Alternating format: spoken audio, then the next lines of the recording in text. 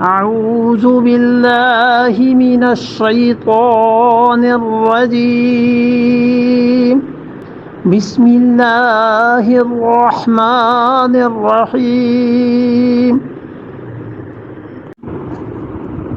وما من دابة في الأرض ولا طائر يطير بجناحيه إلا أمثالكم ما فرطنا في الكتاب من شيء ثم إلى ربهم يحشرون وما من دابة، یہ ہے اللہ کی توحید پہ پانچویں دلیل جو عقل سے بیان کی ہے. وما من دابۃ، اور کوئی زمین میں نہیں ہلتا، ہلنے والا کوئی نہیں ہلتا زمین میں. دابہ کہتے ہیں جانور کو، اور دابہ ما یدب علی الارض، جو زمین پر چلے. کوئی نہیں ہلتا اس زمین میں، کوئی جانور حرکت نہیں کرتا یا کوئی حرکت کرنے والا حرکت نہیں کرتا فی الارض زمین میں. ولا طائر، اور نہ کوئی اڑنے والا ہے پرندہ. یطیر بجناحیہ، وہ اڑتا ہے بجناحیہ اپنے دو پروں سے. الا مگر امم، ایک ایک امت ہے امثالکم، وہ بھی تمہاری طرح. اس کائنات میں جتنے جانور ہیں، ایک یہ بتا دیا. دابہ اور طائر دونوں یہ جو لفظ لائے ہیں نا، بظاہر تو اس کا ترجمہ ہے کہ ہلنے والا اور طائر اڑنے والا، لیکن اصل میں اس میں جنس مراد ہے. یعنی جتنے بھی جانور اڑنے والے ہیں اور جتنے بھی جانور زمین پر چلنے والے ہیں، دیکھو جو دو پروں سے چلتے ہیں، الا امم امثالکم، وہ کیا ہیں؟ ان سب کو دیکھو، وہ تمہاری طرح ایک ایک امت ہیں. یعنی جس طرح انسانوں تم ہو، اسی طرح وہ بھی ہماری مخلوق ہے. یہ نشانیاں نہیں ہیں؟ کیسے یہ اڑتے ہیں ہواؤں میں؟ کیسے یہ ہم نے تمہارے نفع کو بھیجے ہیں؟ تم معجزات کی بات کرتے ہو اور اللہ کی ان نشانیوں کو نہیں دیکھتے کہ اللہ تعالیٰ نے انہیں کیسے رکھا ہے؟ یہ بھی تو تمہاری طرح خدا کی مخلوق ہے. ان سے تمہیں علم حاصل نہیں ہوتا. وجہ اس کی یہ تھی کہ وہ دیکھنے والی آنکھ نہیں، وہ غور کرنے کے لیے دماغ کو زحمت نہیں دیتے. اور اسی وجہ سے عبداللہ ابن عمر رضی اللہ عنہ کہتے تھے کہ رسول اللہ صلی اللہ علیہ وسلم کے زمانے میں پرندہ بھی اڑتا تھا تو ہمیں اس سے بھی علم حاصل ہو جاتا تھا. اور وہ کہتے تھے کہ ہوا تیز چلتی تھی تو اس سے بھی ہمیں اللہ کی معرفت نصیب ہوتی تھی، یعنی خدا کی نشانیوں پر غور کرنے کا موقع ملتا تھا. حضرت ابو الدرداء رضی اللہ عنہ ایک جگہ بیٹھے تھے اپنے شاگردوں کے ساتھ، اور ایک کسان اپنے کھیت میں ہل چلا رہا تھا تو اس نے ایک ڈنڈا مارا ایک بیل کو. تو حضرت ابو الدرداء رضی اللہ عنہ نے فرمایا اس میں بھی دیکھو ایک علم کی بات ہے کہ جو اپنا کام کرتا رہا ہے اسے مار نہیں پڑی، اور جو رک گیا ہے اسے مار پڑ گئی، مالک نے مارا ہے اسے. اب یہ سوچنے کی بات ہے نا. ایک تیسرا آدمی دیکھتا اور وہ بیل کو گالی دیتا کہ جانور ہوتے ہی ایسے ہیں. ممکن ہے ایک اور دیکھتا اور کہتا کہ یہ تو بڑے مریل سے ہیں. ایک اور دیکھتا تو کہتا جی یہ دیکھو مالک نے زیادتی کی. 1000 رائے اس پہ کوئی دے سکتے ہیں، 10 آدمی 10 مختلف اس پہ کومنٹس پاس کرتے، لیکن انہوں نے اس سے بھی اللہ کے لیے بات لے لی کہ دیکھو جو اپنا کام کرتا رہتا ہے اسے مار نہیں پڑتی، اور جو رک جاتا ہے اسے مار پڑتی. اللہ نے فرمایا ہے یہ جانور جو زمین میں ہیں اور یہ جو پرندے اپنے دونوں ان پروں سے اڑتے ہیں، الا امم امثالکم، دیکھو اس میں بھی تمہارے لیے مثال، یہ تم جیسے ہی ہیں، یہ تمہاری ہی طرح کے ہیں. اور اللہ اپنے ان لشکروں سے جب کام لیتا ہے نا تو وہ کام انسانوں کی سمجھ سے بالا ہوتے ہیں. اسی لیے قرآن پاک میں ایک جگہ آیا ہے، اللہ تعالیٰ نے فرمایا وما یعلم جنود ربک الا ھو، اور تیرے پروردگار کے اتنے لشکر ہیں کہ سوائے اللہ کے کوئی نہیں جانتا. یہ پانی بھی تو اسی کا لشکر ہے. فوج ہی لڑتی ہے نا، لشکر تیار کرتے ہیں بادشاہ. اللہ نے فرمایا ہمارے کتنے لشکر ہیں، ہم اپنے نافرمانوں سے نپٹنے کے لیے ہماری کتنی فوج ہے. کسی کو نہیں پتا سوائے اللہ کے. یہ پانی بھی اس کی فوج ہی ہے, فرعون کے مقابلے میں بھیج دیا, بس ختم ہو گئی بات. ہوا بھی اس کی فوج ہے, اس نے بھیجا اپنا لشکر ہوا کا اور قومیں تباہ ہو گئی. یہ حرکت جس کو اب میئر کرتے ہیں کہ کتنی فلاں چیز میں حرکت پیدا ہوئی, اس کیا کہتے ہیں؟ وائبریشن, ارتھکویک, وہ تو زلزلہ ہوا. یہ حرکت کو دیکھو, یہ حرکت خود خدا کا لشکر ہے, زلزلے کی صورت میں سامنے آتا ہے. یہ سب چیزیں اللہ کا لشکر ہے. اللہ نے فرمایا اتنے لشکر ہیں ہمارے, کوئی نہیں جانتا. یہ پرندے بھی تو اللہ کا لشکر ہیں.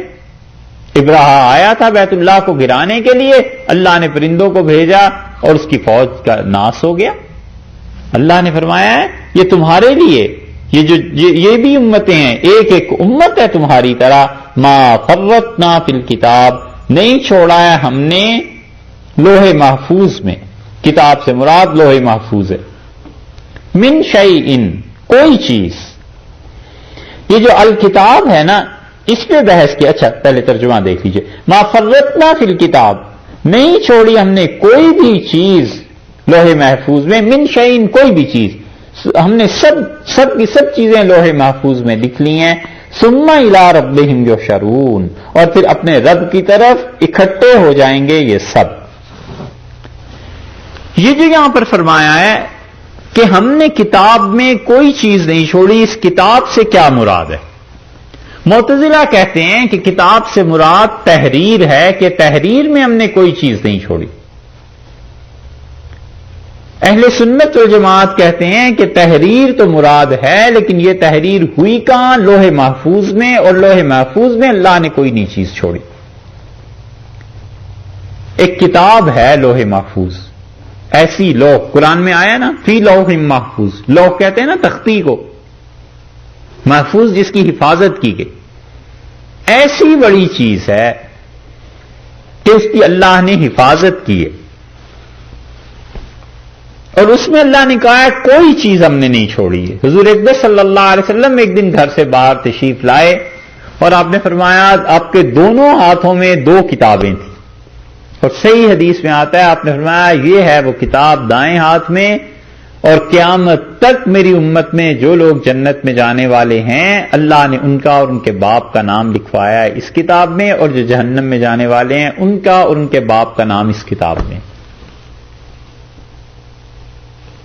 اور پھر آپ واپس تشریف لے گئے اور وہ دونوں کتابیں اٹھا لی گئی.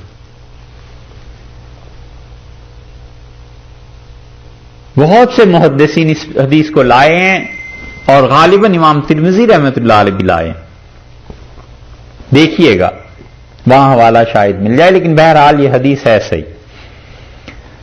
تو یہ جو احادیث ہیں جن میں کتاب کا ذکر آیا ہے, جن میں لوح محفوظ یہ جو ہے, معتزلہ کو تو اصل میں کرنا ہے انکار. وہ تو کوئی ایسی چیز نہیں ماننے کو تیار جو عقل سے ماورا ہو, عقل میں نہ آئے نا. وہ تو کہتے ہیں ان چیزوں کا بس انکار کر دینا چاہیے.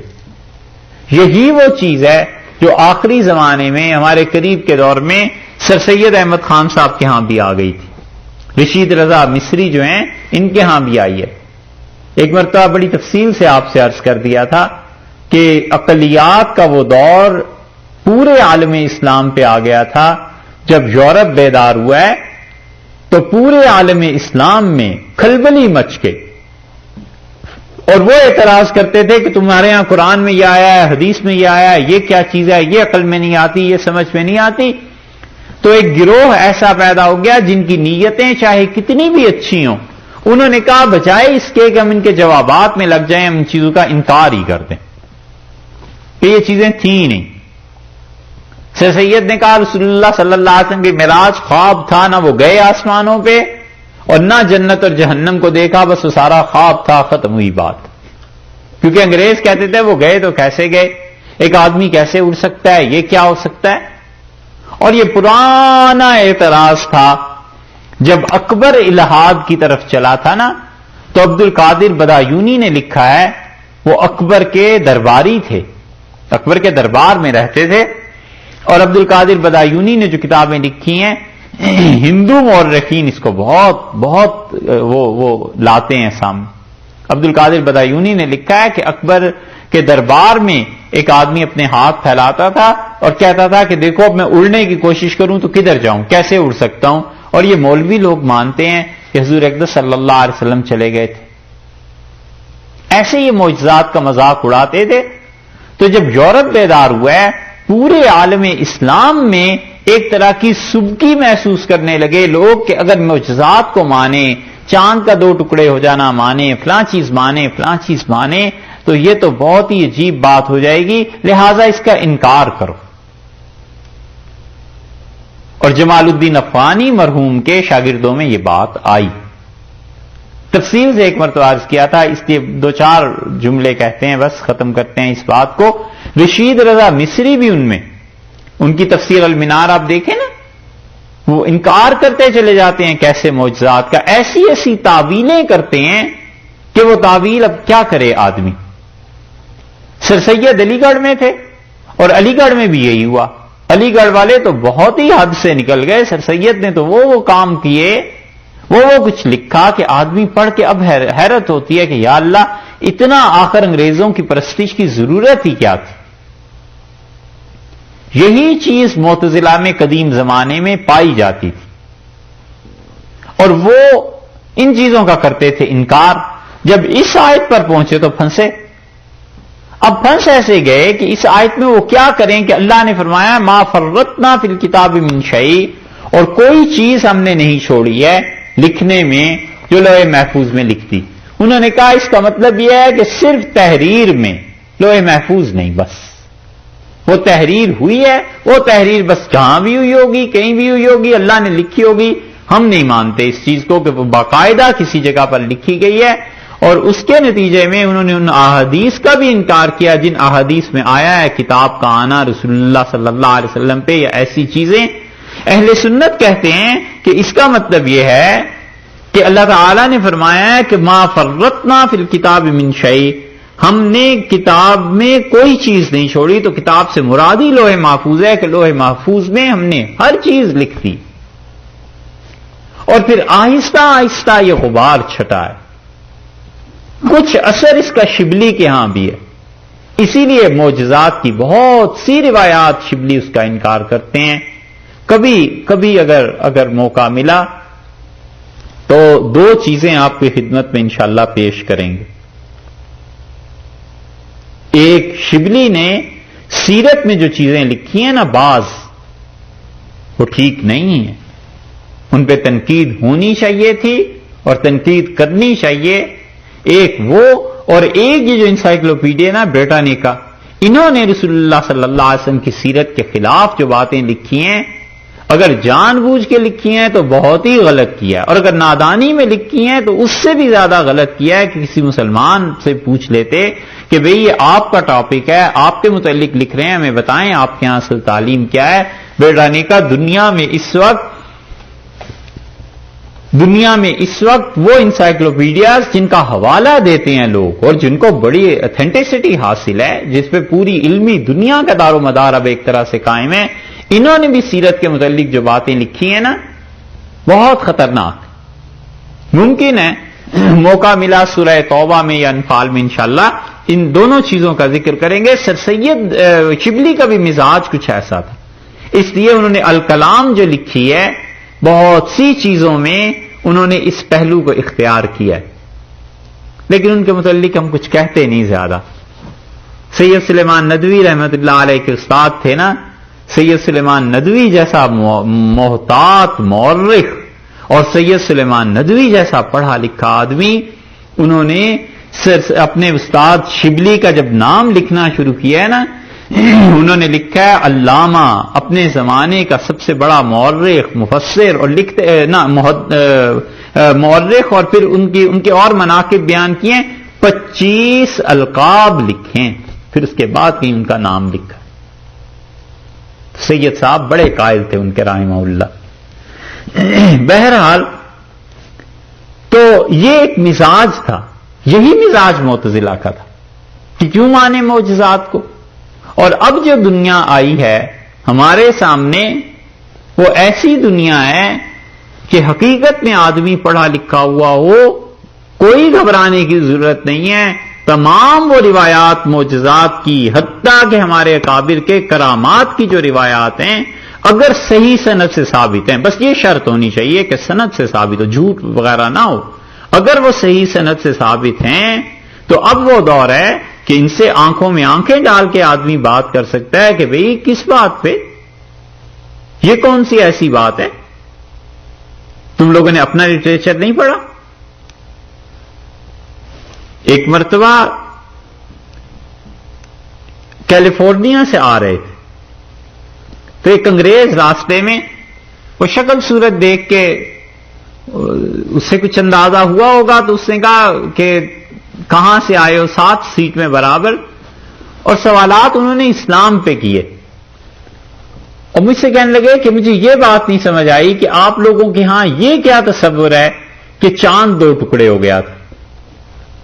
میں نے کہا اس سے پھر کیا فرق پڑا، ہم تو مانتے ہیں کہ حقیقتاً ہوا تھا، رسول اللہ صلی اللہ علیہ وسلم کا معجزہ تھا. کہنے لگا اس کو ماننے میں تو کائنات میں بڑی خرابیاں پیش آتی ہیں کہ چاند 2 ٹکڑے ہو گیا، دیکھو نا سارا نظام بگڑ گیا، پتہ نہیں جو سائنس فلسفہ تھا. میں نے کہا میرا خیال ہے اس سے زیادہ خرابی تو اس وقت پیش آتی ہے کہ اچھا اس نے تورات کے بائبل کے حوالے دیا کہ وہاں یہ لکھا ہے یہ لکھا ہے کائنات خدا نے ایسے پیدا کی 7 ڈیز میں یہ ہوا. تو میں نے کہا اس سے زیادہ خرابی تو اس سے بھائی پیدا ہوتی ہے. ہمارا خیال ہے کہ اگر ہم سورج کے متعلق تسلیم کر لیں کہ سورج رک گیا تھا، تو اگر سورج رک جائے تو پورے ٹائم کا سسٹم چینج ہو جائے گا. تو کہنے لگا آف کورس. میں نے کہا اور یہ ہمارے لیے قابل اعتراض کہ ٹائم کا تعلق نہیں چاند کا ٹائم سے، کہ وہ 2 ٹکڑے ہو جائیں تو آپ اسے نہیں مانتے. لیکن یہ جو انجیل میں لکھا ہے، بائبل تورات میں لکھا ہے کہ حضرت عزیر علیہ السلام کے لیے فلاں آدمی کے لیے سورج کو خدا نے روک دیا تھا، میں نے کہا یہ بات ماننے کی ہے، اس کا کیوں نہیں انکار کرتے؟ اس کی خوش قسمتی کہ چائے آ گئی، چائے پی لی. پھر تھوڑی دیر بعد مجھے کہتا ہے کہ اچھا یہ ہے. میں نے کہا جی ہاں بالکل یہ ہے. اور تھوڑی دیر کے بعد کہنے لگا ایک اور سوال بھی. میں نے کہا جی فرمائیے. کہنے لگا یہ تمہارے نبی صلی اللہ علیہ وسلم کے متعلق یہ جو شادی کی روایات ہیں اتنی انہوں نے کی تھی، یہ صحیح ہے؟ کہ بالکل صحیح ہے. اور میں نے کہا صاحب جتنی بھی شادیاں کی ہوں حضور اقدس صلی اللہ علیہ وسلم نے، 200 کر لی ہوں، 400 کر لی ہوں، 500 شادیاں کر لی ہوں، 1000 سے تو کم ہی تھی نا. اور یہ جو آیا سلیمان علیہ السلام کی 4000 بیویاں تھی اور داؤد علیہ السلام کی 1000 بیوی تھی اور اس کی اتنی بیویاں تھی، یہ جو سارا آیا یہ کیا چیز تھی؟ اب تو چائے والا بھی کوئی نہیں آیا. تو جب چلنے لگا تو مجھ سے کہنے لگا کہ میں بائبل پڑھوں گا. میں نے کہا بہت اچھی بات ہے، بائبل کو اچھی طرح پڑھیے اور ہمیشہ یہ یاد رکھیے کہ دوسرے کے گھر میں جانے سے پہلے آدمی اپنے گھر میں دیکھ لے، ممکن ہے وہ چیز وہیں پڑی ہوئی سے مل جائے. تو بڑا ہنسا اس بات پہ. بات یہی ہے کہ اب ایسا دور نہیں رہا بھائی. اب تو علمی دنیا میں یہ پوری دنیا ہے علم کی، آنکھوں میں آنکھیں ڈال کے بات کرے بندہ کہ بھئی تم کس کو صحیح مذہب پہ. ہم سے ایک اور بھی چھوٹی سی بات ایسی عرض کرتا، انہوں نے کہا مذہب کا دور ختم ہو گیا، آپ کا کیا خیال ہے؟ میں نے کہا بالکل میرا خیال ہے 100% آپ سچ کہتے ہیں، جھوٹے مذاہب کا دور ختم ہو گیا، اب سچے مذہب کا دور باقی رہ گیا اور وہ اسلام ہی، کیونکہ لاجیکل ہے نا دین. تو ہم نے کہا یہ تو بالکل ٹھیک ہے. یہ چیزیں تو معتزلہ کا وہ جو دماغ تھا کہ انکار کرو معجزات سے، اس سے بھی کیوں انکار کرو؟ اللہ تعالیٰ نے یہاں جو فرمایا نا، اہل سنت والجماعت کہتے ہیں یہ لوح محفوظ میں اللہ نے لکھا ہے. اب لوح محفوظ کہاں ہے، کتنی بڑی ہے، کہاں رکھی گئی، یہ سب چیزیں مالک کے قبضے میں ہیں. بات تو اصل میں یہ ہے کہ اللہ کا اختیار اتنا ہے یا نہیں. تم اللہ کے متعلق کیا کہتے ہو کہ اللہ تعالیٰ بے اختیار ہے یا با اختیار ہے؟ اگر با اختیار ہے تو پھر تو اس کو سمجھنے میں کوئی مشکل نہیں. اس لیے فرمایا ہے کہ دیکھو کوئی چیز نہیں چھوڑی ہم نے مگر یہ کہ اس کتاب میں ہم نے رکھی ہے. پھر فرمایا ثم الی ربہم یحشرون، اور پھر اس کے بعد یہ سب کے سب جمع کیے جائیں گے، اکٹھے ہوں گے پروردگار کی طرف. بحث اس میں یہ کی ہے کہ رب ہم سے کیا مراد ہے. یہ جو ہم کی ضمیر ہے یہ کیا جانوروں کی طرف لوٹ رہی ہے؟ الی ربہم یحشرون، اپنے رب کے پاس جمع ہوں گے. تو جن حضرات کا خیال یہ ہے کہ ہم سے مراد یہ جانور اوپر جن کا ذکر کیا ہے کہ جانور اور پرندے، وہ اس بات کے قائل ہوئے ہیں کہ قیامت میں جانوروں کا بھی حشر ہوگا. اور اس کے ساتھ وہ آیت ملاتے ہیں، آگے 30ویں پارے میں آتی ہے وَإِذَا الْوُحُوشُ حُشِرَتْ، اور جس وقت اللہ تعالیٰ نے فرمایا ہے کہ یہ جانور جمع کیے جائیں گے قیامت میں. اور داؤد ظاہری کا غالباً اور ابن حزم کا یقیناً مسلک یہ ہے کہ وہ کہتے ہیں جانوروں کا بھی حشر ہوگا، قرآن نے کہا ہے. تو وہ عقائد کے باب میں لکھتے ہیں کہ یہ عقیدہ رکھنا بھی ضروری ہے کہ قیامت میں صرف انسانوں ہی کا نہیں جانوروں کا بھی حشر ہوگا. اس کے جواب میں اہل سنت یہ کہتے ہیں کہ جانوروں کا حشر اتنا تو ہوگا کہ وہ زندہ کیے جائیں گے، اور اللہ تعالی کا غایت عدل، حق تعالی شانہ کا کمال انصاف، اور اللہ تعالی کی انتہائی عدل اور انصاف کی صفت کا تقاضا یہ ہے کہ وہ جانوروں کو زندہ کرے، اور وہ کرے گا. اور یہی بات ہے جو حدیث میں بھی آئی ہے کہ رسول اللہ صلی اللہ علیہ وسلم نے فرمایا ایک سینگ والی بکری اور جس نے بغیر سینگ کی بکری کو مارا تھا، قیامت میں ان دونوں کو اٹھایا جائے گا اور اللہ فرمائیں گے تم اس کو مارو، اور وہ مارے گی. اور پھر اس کے بعد حدیث میں آگے آیا ہے کہ تم دونوں مٹی میں مل جاؤ. اسی طرح حدیث میں آیا ہے نسائی میں کہ ایک چڑیا شکایت کرے گی ایک آدمی کی اللہ کے حضور میں اور کہے گی کہ اللہ اس نے مجھے شکار کیا تھا بغیر کسی وجہ کے، یا تو یہ مجھے کھا لیتا تو بھی کوئی بات تھی، اور اللہ تعالیٰ اس آدمی سے ناراض ہوں گے. نسائی کی روایت میں آیا ہے چڑیا کی شکایت کا. یہ جو بعض لوگ بغیر کسی وجہ کے جانوروں کو مارتے رہتے ہیں نا، بچے غلیل لے لی یا گن لے کے کہیں نکل گئے اور بغیر وجہ کے، یا تو اس سے گوشت حاصل کرنا ہو، کوئی فائدہ اٹھانا ہو تو پھر تو اجازت ہے، وگرنہ یہ کیا شوق ہے فضولی. تو اتنا تو آیا ہے حدیث میں. اہل سنت والجماعت کہتے ہیں کہ یہ جو حدیث میں آگے آیا ہے کہ مٹی میں مل جاؤ، بس یہی ان کا حشر ہے. یہ نہیں ہے کہ اس کے بعد جنت جہنم یہ چیزیں ان کے لیے نہیں ہیں، بس اتنا ہی ہے. اور اہل سنت میں سے بھی ایک گروہ اس بات کا قائل ہے کہ وہ کہتے ہیں ان کی موت ہی ان کا حشر ہے. بعض حضرات نے یہ بھی کہا ہے. تو وہ جو کہتے ہیں کہ یہ جائیں گے وہ اس سے آیت سے مراد لیتے ہیں کہ یہ سب کے سب اللہ کے ہاں جمع ہوں گے. ہم کہتے ہیں جمع تو ہوں گے لیکن حشر سے وہ مراد نہیں ہے حساب و کتاب کا. اللہ تعالیٰ نے جو کچھ ارشاد فرمایا ہے یہاں پر، اگر ہم کی ضمیر کا مرجع یہ جانور اور یہ پرندے مان لیے جائیں اور وہ احادیث ساتھ ملا لی جائیں تو مطلب یہ کہ جس نے ظلم کیا ہے جانور نے، اللہ کی صفت عدل یہ اس کا تقاضا ہے کہ وہ ان سب کو جمع فرما دے. لیکن انسانوں جیسا حشر نشر یہ چیزیں نہیں.